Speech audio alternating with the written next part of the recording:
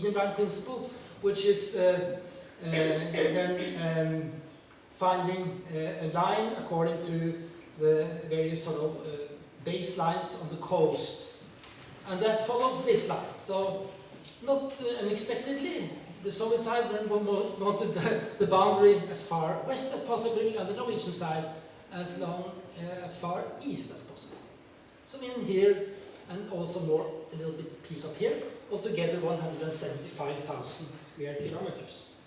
Can I clarify these two models, these approaches? С начала 20 века идет соревнование между двумя моделями раздела Арктики. Вот то, что упоминал, это секторальный принцип, когда производится раздел как от Северного полюса, от точки Северного полюса, проводятся линии к границам территории. Скажем, у нас это Мурманская область и там Чукотка, да? Вот это все наше. То, что мы с царских времен предлагаем. Такой же, скажем, принцип придерживается Канада, например, да? Вот, но другие государства полярные, в частности Норвегия, придерживаются другой точки зрения. Они считают, что шельф континентальный должен определяться по крайним точкам береговым и на определенное расстояние, в частности на 200 миль. Это исключительно экономическая зона должна быть.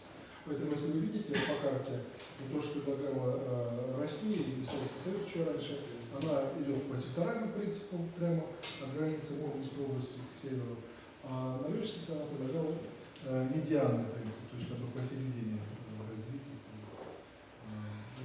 Арилда рассказывает о том, чем закончился. Yeah. So, important thing is that the law of the sea gives the coastal state exclusive rights to resources in the economic zone and the continental shelf. So, of course, it might be a very interesting area for economic activity. High stakes in these negotiations, and they went on for years.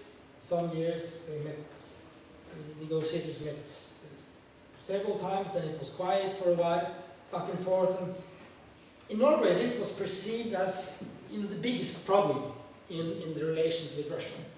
But I will also say that even if this was an unsolved dispute, it didn't really prevent development of good relations in many areas. So the negotiations went on, but they were in a way a little bit isolated. Nevertheless, it was thought that it would be very good to get this issue solved. And then quite suddenly, in April 2010, when President Medvedev visited Norway, it was announced that the two parties had found a solution. It was a big surprise for everybody outside the negotiations. And of course, a lot of speculations were made, but how could a solution be found? In Norway, I think it was clear that for Norway it was very good to get a solution. I mean, for Norway it was a problem to have this issue unsolved. Small country, big neighbor. In Norway, at least we thought that it was not such a big problem for Russia to have this unsolved issue. So in Norway, everybody was very happy. The line that was presented when Medvedev was installed and later this treaty was signed is the line in the middle here, which basically divides the disputed area into almost identical halves, 50-50. And in Norway, many people thought, well, we have to. Norway would be happy with such a solution. So, what would the explanation for why we got this solution now must be found on the Russian side. What has changed on the Russian side? Why has Russia been willing to enter into this compromise? And many people argue that, well, probably it means that now Russia really wants to develop this area, develop resources in the area, and wants to have a solution to be able to start developing it. I don't think that was a driver for the solution. Of course, it has been a lot of discussion in Russia, not least among geologists, about the potential of this area. But I see no sign that that was a push to get the solution right there and then. Rather, it was seen when the solution was made that this opens up possibilities for petroleum activities, but that is something that came afterwards. So I think the solutions must be found in other areas. And this has to do also with my theme about the overall picture of the Arctic. Both Russia and Norway was very clear, I mean, when commenting on the agreement, that the line had been found with reference to the modern law of the sea. And they both, in fact, argued, came to a point when both used the median line principle as a basis for arguing where the boundary line should go. And this is an issue that's quite interesting internally in Russia, because the so-called sector principle that was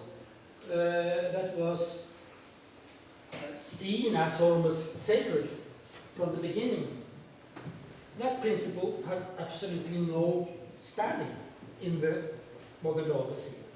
There's no reference to that. Whereas the median line is one of the principles, and really an important principle that has been used by the International Court of Justice in various settlements. And this is the sort of major principle that is now used in such settlements. But it doesn't mean that you have a recipe for a straight line, but you can use that as a starting point. And then you can have various geographical factors that can impact on exactly where the line goes. The length of the coastline would be an argument for pushing the line further west, not just as sort of a standard median line, for instance. But the important thing here is that the sector line, which was the old Soviet and Russian argument, was quietly put away, and they started to discuss on the basis of common principles. That was never really very much communicated inside Russia, but it has become clear afterwards that the sector line has been shelved, has been left. So they found a solution which both sides could argue is in line with the law of the sea. And that is a very important point, because my interpretation of the Russian decision, I would say, to come to a conclusion of these negotiations, I think has very much more to do with foreign policy than it has to do with petroleum. I think this settlement is part of a broader Russian policy to stabilize developments in the Arctic. Russia is the clearly biggest Arctic power, biggest continental shelf, and has the biggest interest in a stable Arctic where the law of the sea is the basis, the legal basis for development. And again, the law of the sea and the United Nations Convention on the Law of the Sea is the treaty that gives the coastal states extensive resource rights.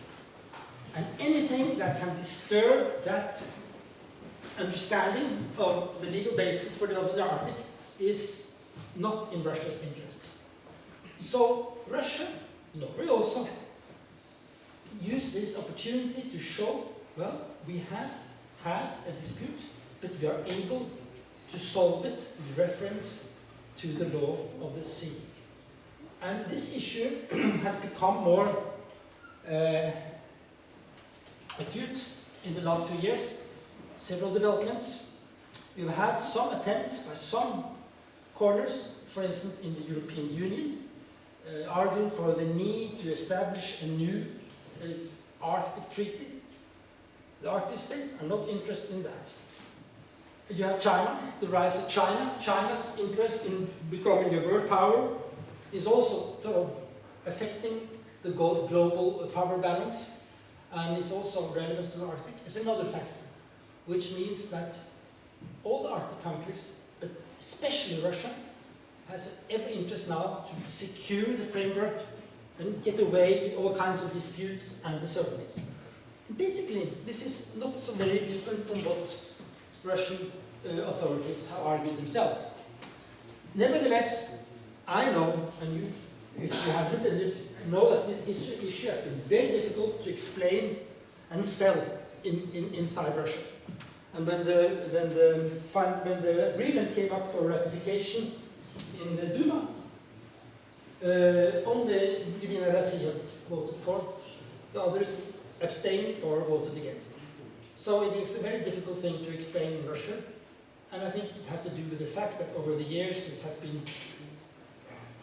it's not been sort of properly explained in society. Nevertheless, now we have this agreement, and then we can come back to the resource issues, which means that now a new area can be developed. And Norway started exploration on the left side of the border very soon after the agreement went into force.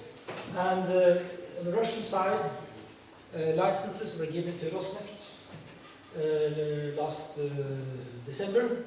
And Rosneft has turned around and has established partnerships with Eni, an Italian company, for exploration in the southern part of the Russian sector, and then with Statoil in the northern part, which may become, will presumably mean that we will see exploration activity there in a few years' time.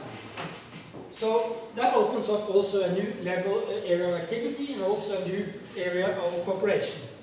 And I think politically it softens the problem that was created by the breakdown of the Stockholm project. And now new prospects are coming up. Yeah, and I guess I just said what's here. I will argue now that in reaching this agreement, generally good cooperation, good relationship between Norway and Russia was a prerequisite, but it doesn't explain that a solution was found. Yeah, and this is what I just talked about. Sorry, I didn't show you the slides when I talked, but that's so. But again, mainly a foreign policy-driven solution, not a sector-driven solution. The agreement, which is, you can read it, it's a very short, very easy, very simple text, few pages. Basically, it's only an agreement detailing exactly where the border boundary is going. But it also has an interesting annex about the need to cooperate if discovery that crosses the border is made. Then both parties have to cooperate on how this field will be developed. And it's quite likely that such discoveries will be made.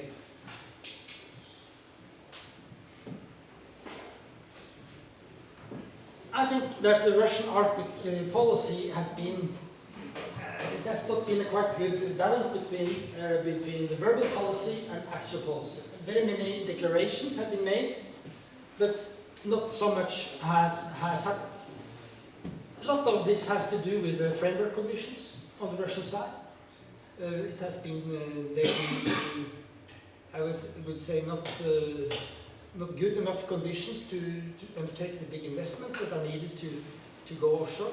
To drill a well may cost $100 million. It's extremely expensive.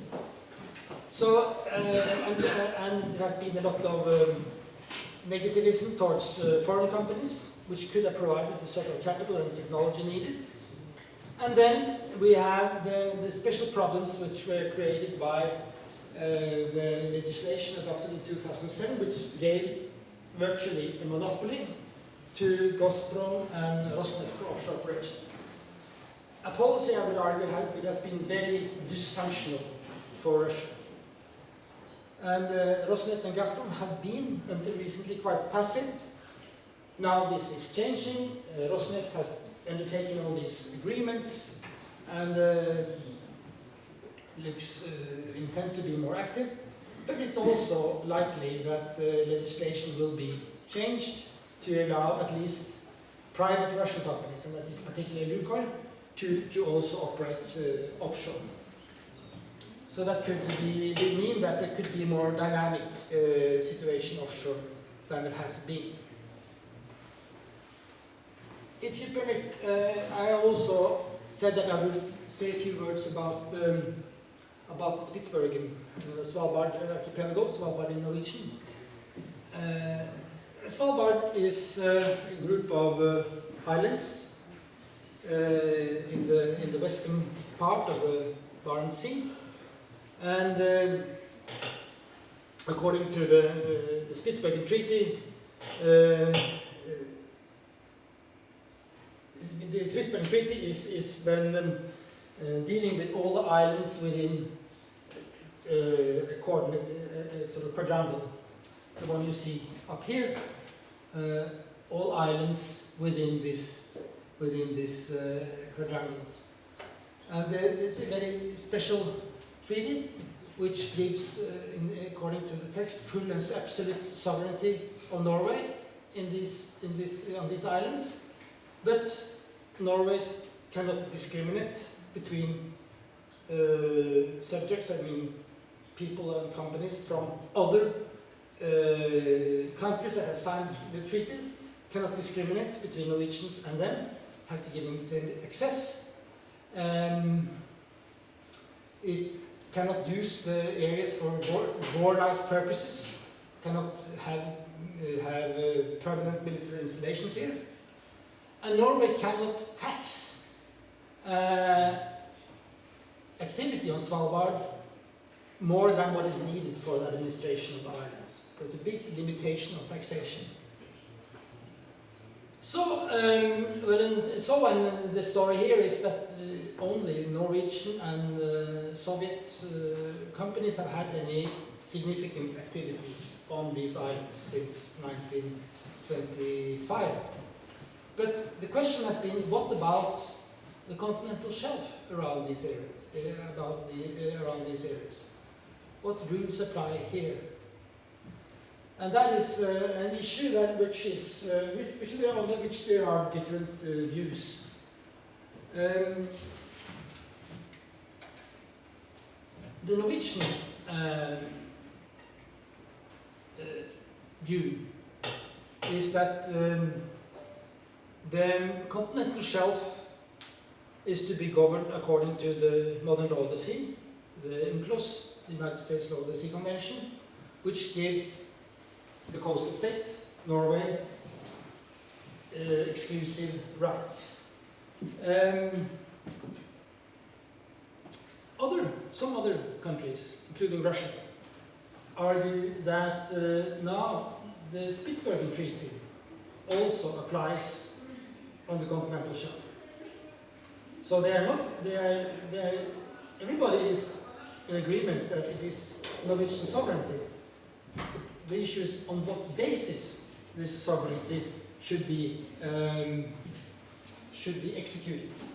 Because according to the other view, that the Spitsbergen Treaty applies, means that Norway has very limited possibility of taxation, for instance. So clearly other countries would be very interested in activities if they didn't have to pay much taxes to Norway. Most countries haven't said anything about it. But I said, but clearly there is a disagreement here. Now it's not very clear if there is any resources of significance around these islands, but it may be. Norway, as the coastal state, has not opened this area for commercial activity. So the issue is standing there. Norway says that, well, you may think what you mean, but we decide whether this area should be opened or not. And that is also uncontested. So we will see in the future if there will be some sort of pressure on Norway to change and to let commercial activity start. But so far this is in a way an issue that is frozen. It's not a very big problem, but it's an interesting issue. Just let me add that the Norwegian argument rests also on the general principle of interpreting international agreements, which is that you should not put more into the text, more into the meaning than is actually in the text. And of course in 1920 nobody had heard about the continental shelf or thought about it. So there is nothing about the continental shelf in the treaty, and the Norwegian, no, there's nothing about the treaty. Then the general law of the sea applies. Whereas the other side of Russia, Britain for instance, Britain is very active here, says that, well, of course we have to take into account that it would have been included if we knew at the time. Well, anyway, no activity of commercial kind in those waters so far. And I think, in fact, that the Russian position, even if in principle it is in conflict with the Norwegian view, I think the Russian position, I think the Russian side is quite happy with the present state of affairs. Because if Norway had started to invite or to open up this area for exploration, Russian companies would hardly be the most active because of their lack of experience offshore. So Russia doesn't have much to gain, at least in the near future, from an opening of the area. Then there is the bigger issue about how far out goes the continental shelf. I said that all the states have a right to 200 nautical mile continental shelf. In fact, they have that automatically. But they may also have a continental shelf further out if there is a geological connection with the mainland. And that is the issue, how far out do the continental shelves of the Arctic states go. This is a very complicated map. I'll show you another one very soon. But that is one of the major arguments some people use when they say there is a risk for conflict. Because as it looks today, there may be some overlapping claims between Russia and Canada and Russia and Denmark, Greenland. Could this mean conflict? Yes, there is a risk of overlapping claims. This is the Russian claim. This is the shaded areas here is continental shelf outside 200 nautical miles. And as you see, the Russian continental shelf is already very big, and if this claim is accepted, it will be much bigger. Russia has submitted documentation of this claim in 2001 to the Commission on the Delimitation of the Continental Shelf. It's a UN body, United Nations body, which is looking at the evidence for these extended shelves, and the technical commission looking at the geological documentation. In 2001, Russia submitted this map, But the Commission did not find the documentation sufficient, so it was returned. And Russia is preparing a new submission, new documentation to be submitted probably next year. And the question is, what will happen if another state has a claim that overlaps? My argument is that this will not necessarily mean conflict. But even if states should have conflict in overlapping claims, have a dispute, it doesn't mean conflict. That is, I think, a more important point. We should not automatically draw the line from dispute to conflict. And there are two main arguments. One is that the areas in the central part of the Arctic, which are likely to be disputed, the continental shelf is very deep down there, and the economic potential is very uncertain, and probably not something that would be possible or interesting to develop until in many years. So there is not sort of immediate economic benefit from developing these areas. That is an argument against a conflict. But the other argument is the same as I used when I talked about the bilateral agreement between Norway and Russia, that all the Arctic states have a very strong interest in avoiding conflict. Because let's say, if two other Arctic states really got into a conflictual situation over this, it would show that we don't have really a framework that can solve conflicts. It would destabilize the situation in the Arctic. Other powers would then have a much better argument saying we have to find a new way of organizing affairs in the Arctic, and that would probably be very negative for the Arctic states, who have such fantastic extended rights in the present regime. So preserving the regime, preserving the stability, is a very strong argument against any conflictual development among the Arctic states. Yeah. We are approaching the end. I had also planned, I think I didn't include that slide, but let me say just a few words at the end. In the Arctic, there is no Arctic government, as you know. There is no international body that has any decisive power in the Arctic. But we have something called the Arctic Council, which is a body that came out of a process in the 1980s and early 90s for addressing environmental concerns in the Arctic.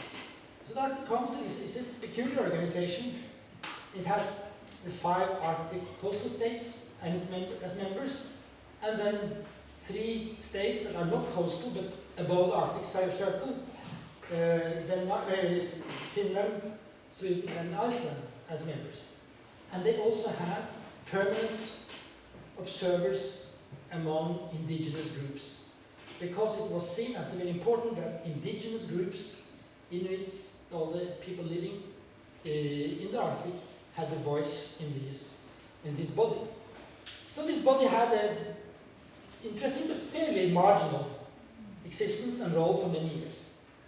But in the last few years, and due to the development which we have been discussing here, the interest in the Arctic due to climate change, but also resource issues, the Arctic Council has become very prominent. And it's become more a matter of high politics. States outside the Arctic want to be included in the Council to get a voice in deliberations of Arctic developments.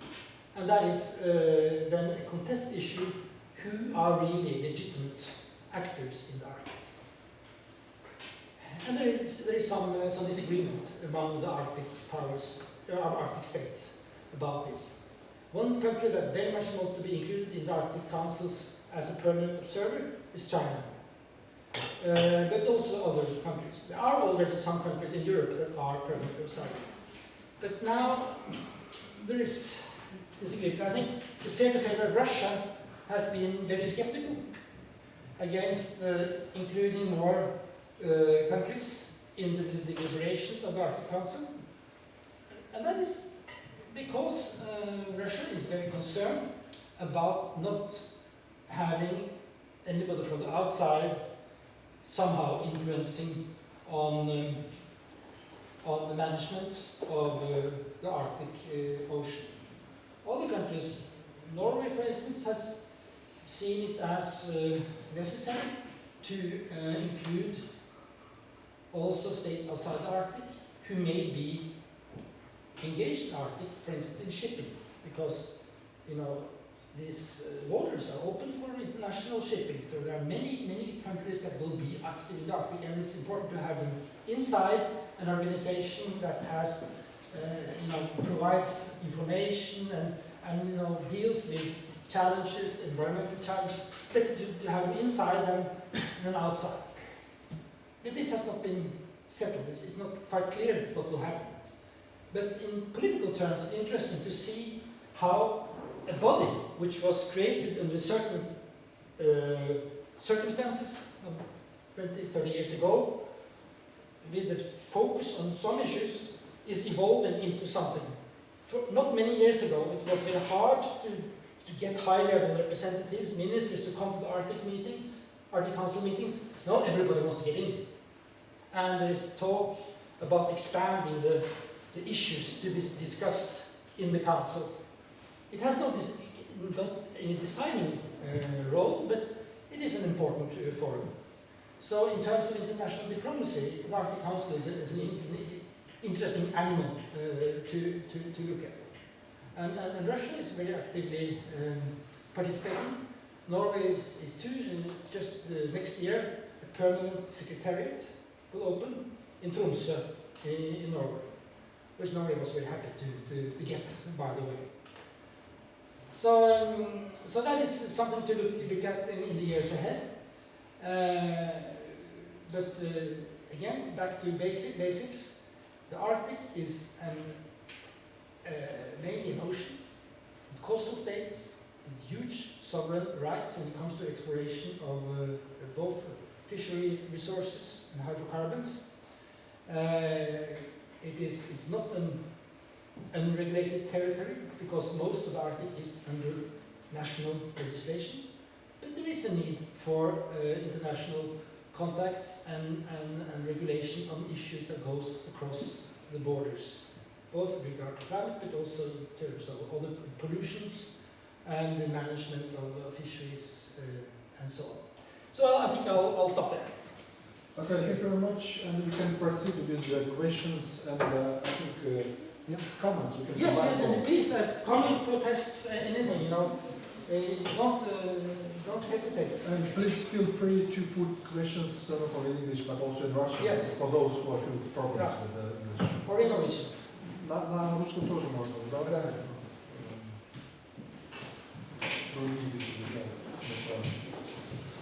Okay, please. Please. Don't be shy. Something you think I was unclear, please let me know.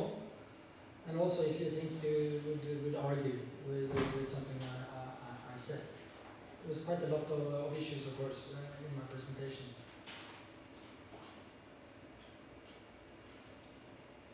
For example,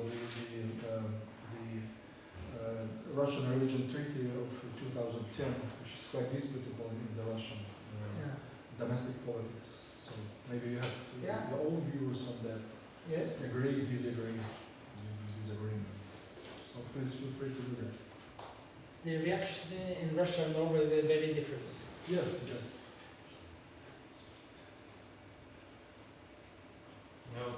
Можно единственный вопрос. Я единственное не понял, в чем заинтересовывается Норвегия, чтобы как можно больше стран получило доступ к этому региону.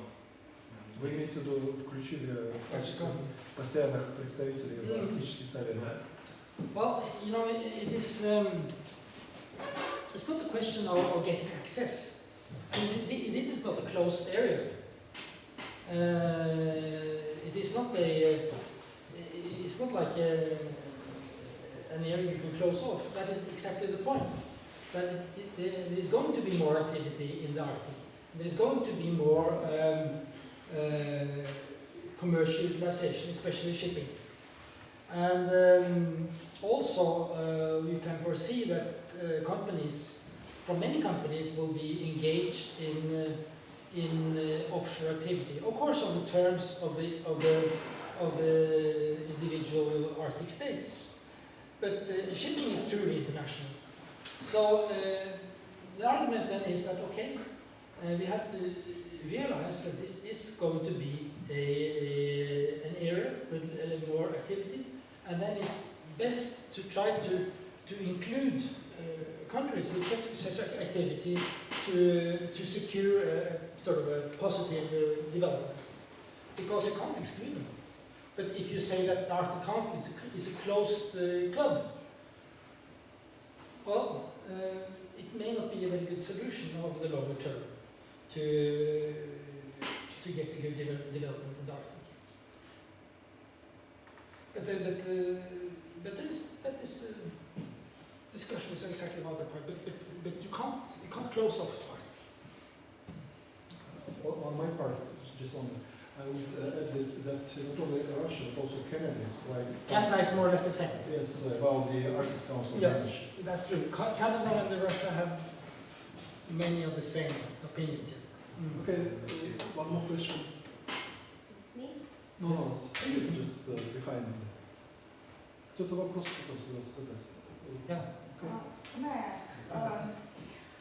I'm not so good at this issue. I just wanted to know, are there any plans to use the Arctic, are there any military plans? Does it have some military significance, or now all discussions are mainly in economic terms? It's good that you bring up that question, because of course one of the specialists sits here. But let me just say that that is something you hear, that there is sort of an Arctic arms race. And indeed, there is perhaps more military activity in the Arctic now than it was, let's say, 10 years ago. But it's still on a very low level, and it's much less than it was during the Cold War. So it depends a little bit on what kind of scale you use. And I would argue that there is not any arms race in the Arctic. For instance, but there is a tendency of exaggerating these issues. When you read Russian sources, they talk about, oh, the Americans are doing everything. They're building icebreakers. They're going into the Arctic. They're building them. And if you read, and we are doing nothing. And if you read the American sources, the Russians are building icebreakers. They're going into the Arctic. They're extending activities. We are doing nothing. Exactly the same arguments. Exactly the mirror. So where's the truth? I think there are many places people who want to exaggerate this issue, but I think looking at this objectively, it is not a very dramatic development. Of course, you have still strategic weapons in the Arctic. That's true, but but that is not a new development. It's not a sign of any tension in the Arctic. And what is new on the Russian side, I think, and which has been either misinterpreted or overinterpreted in the West, is to talk about some sort of military presence along the northern coast. But I think, isn't that fair? I mean, I think on the Russian side, somebody used to think about the Arctic as some sort of wilderness, country stops here and then there is nothing. And then, you have increased attention, maybe some more activity, shipping, and then somebody said, look, we have one of the longest borders in the world up here. So, putting in some military, small units around, I mean, it's a drop in the water, but I think it's not unreasonable. And it doesn't make it a threat to anybody. And that's my opinion. Thank you. Okay, Klaus? Yes, you. Yeah. You have your hand up. Thank you for your lecture. Mr. Mayor. I want to ask, if the Stockman project isn't viable, Yeah. what is the future project of Arctic?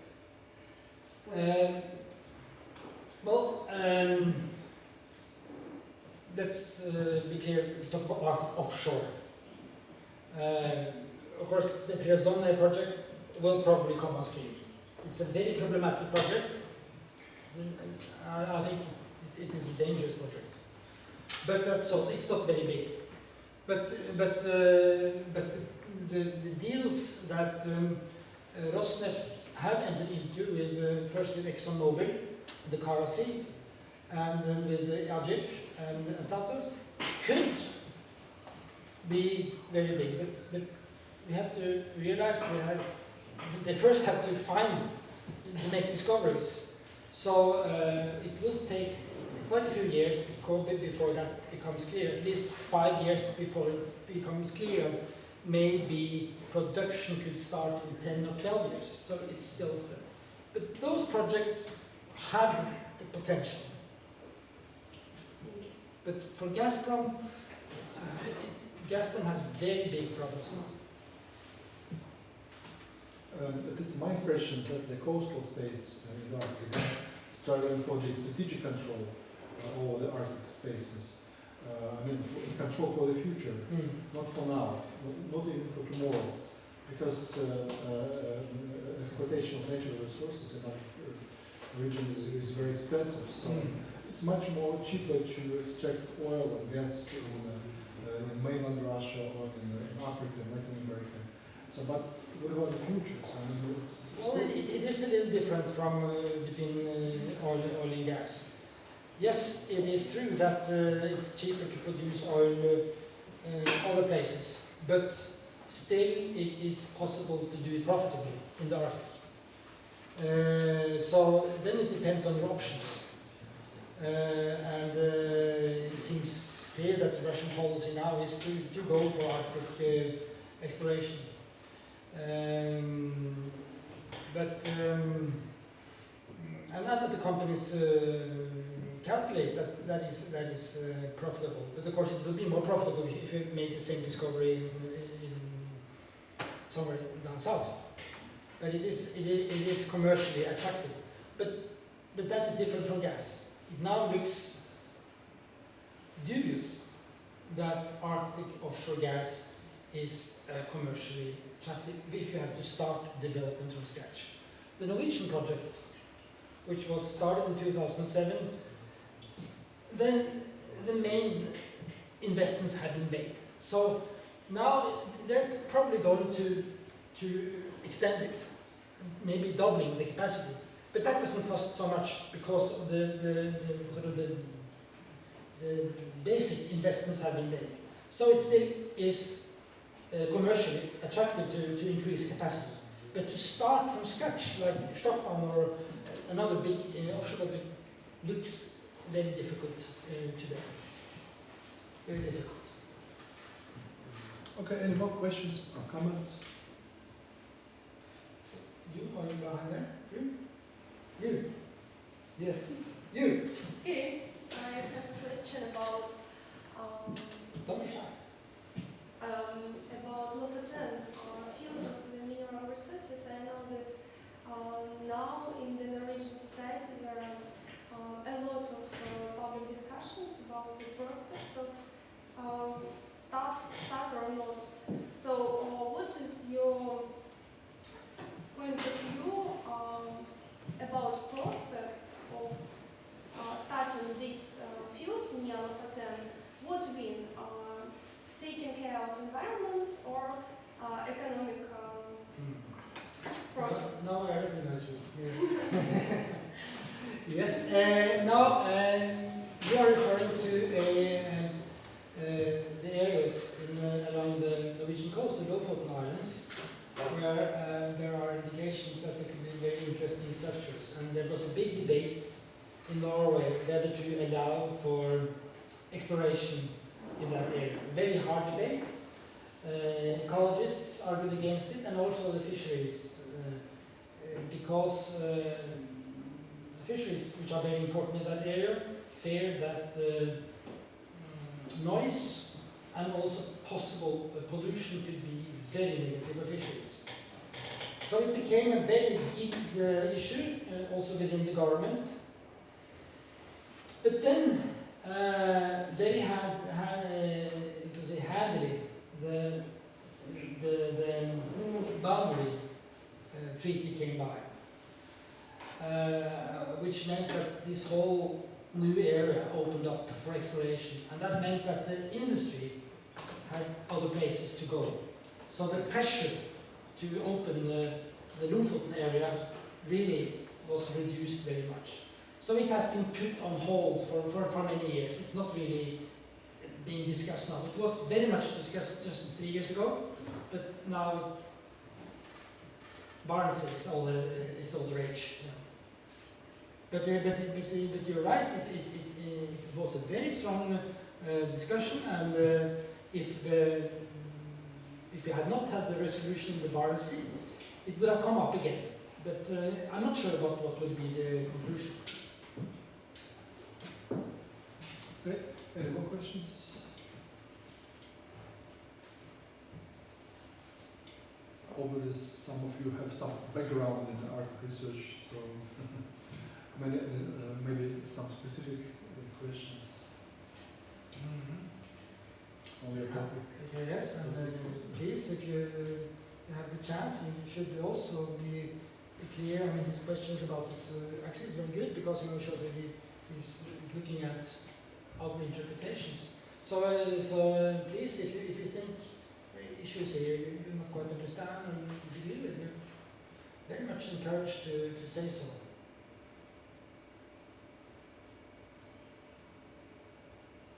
No questions? No comments? Yes. One question. Thank you for the lecture. And yes, I have more research about Arctic. And now I decided to concern on North Sea route. And what can you? I have a question. As I know, Norway and Russia have different point of view for the Northern Sea route. Norway is for to make it international, and Russia has another point. No, am I right? Was that the question? Or Yes. no? It's fun. It is not quite. No, Norway more or less accepts the Russian management of the sea route. But you're right. It is a somewhat contested issue, but not. The United States is on principle arguing against the Russian position. The question here is two issues. If you look at the law of the sea, the law of the sea was the United Nations Convention on Law of the Sea was an attempt to balance economic interests with regard to resources in the ocean and the ocean floor, coastal states' interest, to balance that with international shipping interest, with free navigation. So it secures, the treaty secures rights for the coastal states, but it also secures the right interest of shipping. So in the outside the territorial waters, the shipping, the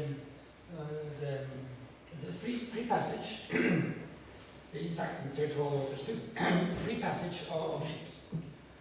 Now there is a special clause in the Law of the Sea Convention, Article 234, which gives the coastal state rights to impose special restrictions in areas which are ice covered most of the year. And on that basis, Russia argues that it has the right to impose special restrictions because of ice. That's one issue. And then it's the question, how far does it go? How much ice do you have to have before you can use this clause? So the less ice, the less rights you have to regulate. So that's one issue. That's a concern in Russia. And then there is another important question, that is the status of straits parallely, because there is a statute or a chapter on international straits. And the United States, for instance, would argue that important straits along the Northern Sea are international straits. Russia cannot regulate traffic through those straits. So there is a dispute there, but again, it's not a very strong dispute. Most countries accept that Russia imposes regulations, and Russia has also, on the other hand, been opening up, being in principle open for international shipping, becoming more accessible. So, in practical terms, this is not a very heated issue now. In a legal discussion, it's very interesting. In fact, a colleague of mine wrote his doctoral dissertation exactly about the straits issue.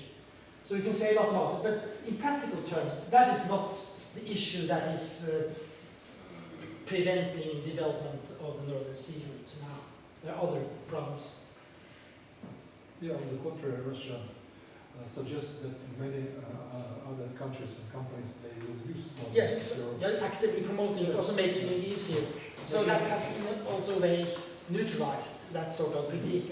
Making a sort of PR campaign. Yeah, definitely. We can take that next lecture. Yes. Okay, thank you very much for the lecture.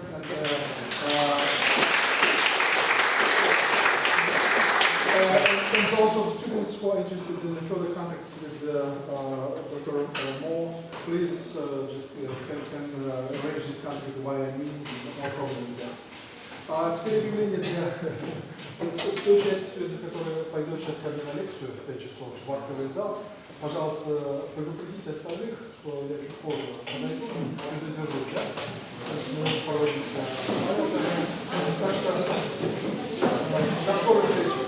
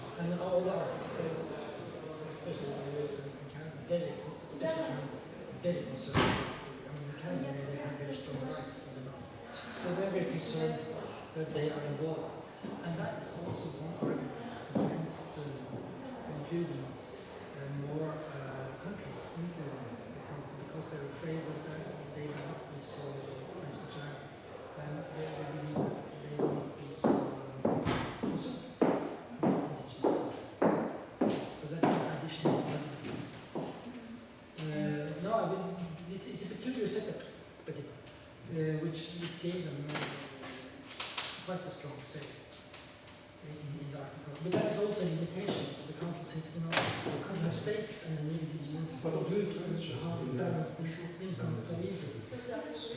Yeah, Greenland is both in the external affairs. It's represented by Denmark, but it has internally self-rule. And it wants to become pretty independent. But so far, in the international bodies, they are represented in the interests of the council. Delegations composed of the foreign minister of Denmark and Greenlanders.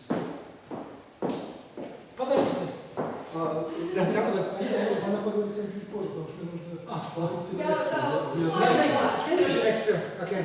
Не знаю, что это весь Я понимаю, давайте формальности завершим. Можно просто потом включить компьютер, я это... Решите все формальности.